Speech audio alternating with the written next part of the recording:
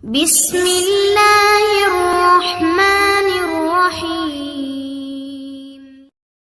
Di mana Ibnu Qayyim mengatakan level orang yang sholat itu ada 5. Level yang pertama, orang yang berdosa dengan sholatnya. Kata beliau, siapa ini orang yang berdosa? Orang yang sholat tidak sama sekali memberikan haknya. Ada orang sholat hanya karena disuruh oleh orang lain, hanya karena tidak enak, mau udu nggak udu terserah. Ini berdosa nih. Percuma dia sholat, dia berdosa. Karena di sini riya. Nah, itu. Dan tidak ada hubungannya dengan Allah SWT, malah berdosa dengan sholatnya. Ada orang yang kedua, sholat tapi nggak dapat pahala. Dia tahu diperintahkan sama Allah tapi nggak dapat pahala, karena dari awal takbir sampai salam semuanya menghayal. Ini orang yang percuma, nggak ada pahalanya. Masuk dalam sabda Nabi SAW, ada orang yang hari kiamat diremuk-remuk sholatnya seperti pakaian kotor lalu dilemparkan ke wajahnya. Karena dari takbir sampai salam nggak ngerti apa yang dia lakukan. Untuk apa sholat kalau begitu? Allah nggak butuh sholat kita, ikhwani. Allah nggak butuh. Biar kita sholat khusyuknya luar biasa, sujudnya sampai berhari-hari nggak angkat kepala, tetap aja Allah nggak butuh dengan itu. Kata Nabi SAW dalam hadis qudsi, Allah SWT berfirman, wahai anak Adam, apapun yang kau kerjakan tidak akan bermanfaat bagiku dan aku akan kembalikan kepadamu. Itu amal kalian yang akan bermanfaat buat kalian sendiri, tidak ada manfaatnya buat saya. Kata Allah SWT hadis qudsi. Ini luar biasa, harus kita faham nih. Yang tidak boleh salah dalam masalah-masalah seperti ini. Maka kita harus tahu bahwasanya sholat itu kita yang butuh dan bukan Allah Azza wa Jalla. Baik, Abu Sa'id Al-Khudri, Ibnu Qayyim mengatakan tadi orang yang kedua adalah orang yang tidak dapat pahala sama sekali. Yang ketiga, orang yang dapat pahala, tapi pahalanya pas-pasan. Ini sesuai dengan sabda Nabi SAW. Ada orang yang sholat tidak akan mendapatkan kecuali setengah pahala sholatnya. Ada orang yang sholat tidak dapat kecuali 1/10 dari sholatnya.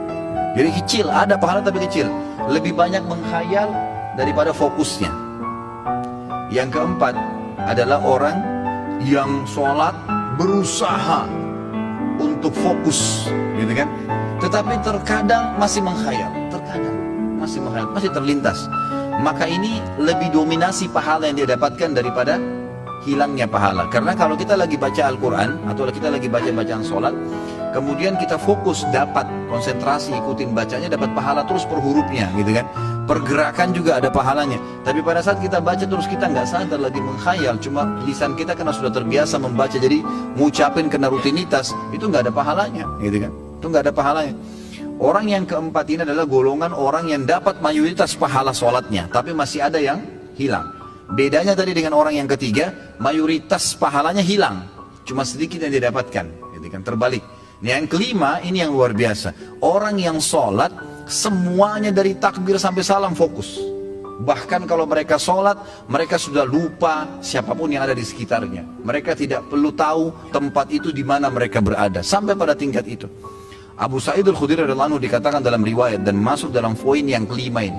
Jadi bukan jangan jangan anda katakan, oh susah orang kalau fokus sholat. Itu nggak ada susahnya. Asal dia mau, dia tahu dulu nilainya kadar sholat itu. Abu Sa'id Al-Khudri berkata radhiyallahu anhu, saya pernah disuruh oleh Nabi SAW menjaga pasukan di malam hari, dan Nabi SAW sedang tidur bersama dengan pasukan. Maka saya pun sholat di semak belukar. Pada saat saya lagi sholat, tiba-tiba ada mata-mata musuh dari jauh itu yang memanah ke arah saya dan tepatnya jatuh di jantung saya. Di tengah-tengah dadanya jatuh di jantungnya. Dia bilang lalu keluar darah.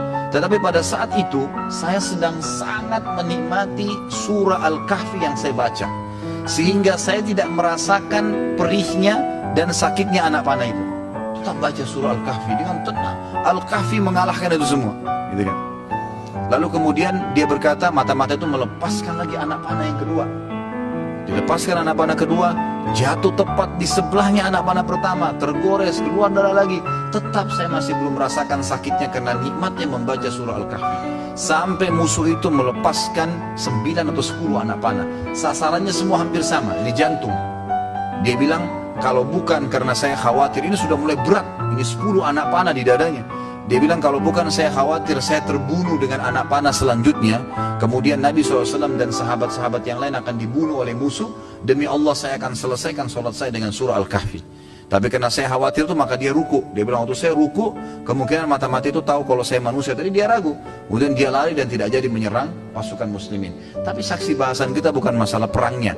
Bagaimana Abu Sa'id al-Khudri bisa fokus sampai tidak merasakan sakitnya anak panah. Coba nih teman-teman di sini kalau digigit nyamuk, ya. Digigit nyamuk gimana tuh?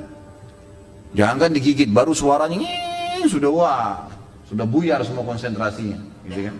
Seseorang di antara sahabat dan tabi'in dinukil dalam buku-buku tentang khusyuan sholat, kumbang datang menggigit, menyengat dahi mereka, berdarah, mereka nggak bergerak, seperti batang pohon yang kokoh. Luar biasa. Karena mereka tahu sama siapa mereka berhadapan, gitu kan? Dan memang ini sudah menjadi tradisi mereka ya.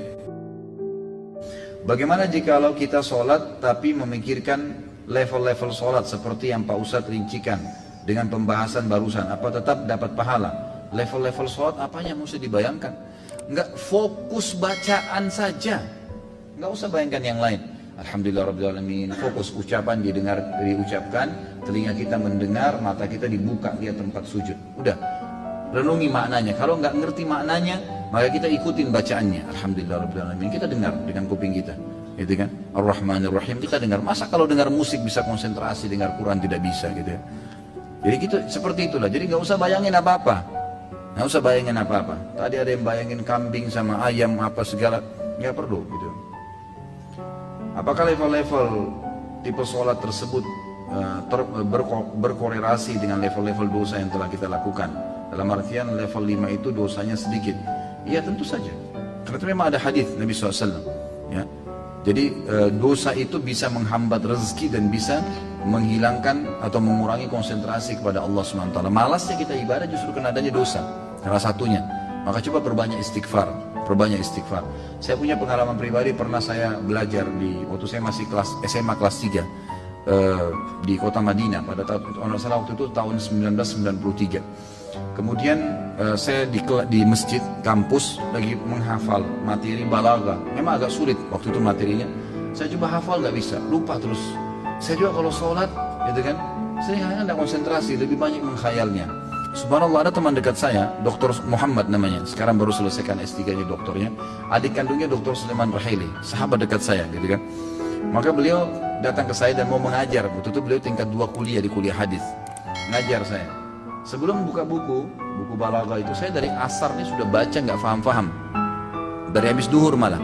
Pulang dari kelas ujian saya baca sampai menjelang isya belum faham. Habis isya dia datang ngajar saya. Terus saya tanya, akhi, apa sih sebenarnya penyebabnya? Saya kalau sholat nggak konsentrasi, baca buku nggak bisa hafal-hafal. Dia ucapin kalimat subhanallah menyentuh saya. Dia bilang, mungkin kamu masih punya dosa. Padahal waktu itu saya masih kelas 3 SMA. Dan ini teman-teman perlu tahu ya, saya SMA itu di Madinah. Di Madinah itu nggak ada bioskop, nggak ada karaoke, perempuan semua bercadar, pakai jilbab. Hiburan kami itu dulu kampus, Masjid Nabawi, gitu kan. Kalaupun kita masuk ke mall, ke pasar-pasar, nggak ada musik, beli kebutuhan, kemudian pulang ke kampus. Nggak ada celah yang kita katakan ada dosa kayak di Indonesia. Orang yang masya Allah SMA-nya di sini luar biasa kemana-mana. Tapi itu saja masih cukup membuat saya tidak bisa khusyuk gitu. Lalu dia bilang, coba akhi, ente istighfar kepada Allah SWT, kemudian coba sholat. Ya, kan? Mungkin tujuan dia waktu itu mengajak untuk sholat taubat ya. Ada hadis Nabi SAW riwayat Abu Daud dengan sanad hasan. Tidak ada seorang hamba yang berbuat dosa, kemudian dia berwudu, lalu dia sholat 2 rakaat, lalu dia beristighfar kecuali Allah ampuni dosanya. Maka saya astagfirullah wa atubu ilaih, saya berdiri, saya sholat. Waktu itu 2 rakaat menghadap kiblat, subhanallah. Begitu saya salam, ini pengalaman pribadi. Begitu saya salam, saya belajar dengan dia setengah jam buku itu saya pahami. Setengah jam buku itu saya paham. Bahkan saya hafal hal-hal yang tidak saya hafal sebelumnya, yang sudah mungkin 6 jam saya belajar, gitu kan. Subhanallah. Saya jadikan patokan, ternyata memang dosa bisa jadi penghambat itu. Maka makin pekah, makin dekat dengan Allah SWT, maka makin berpengaruh kehusyuan tentunya.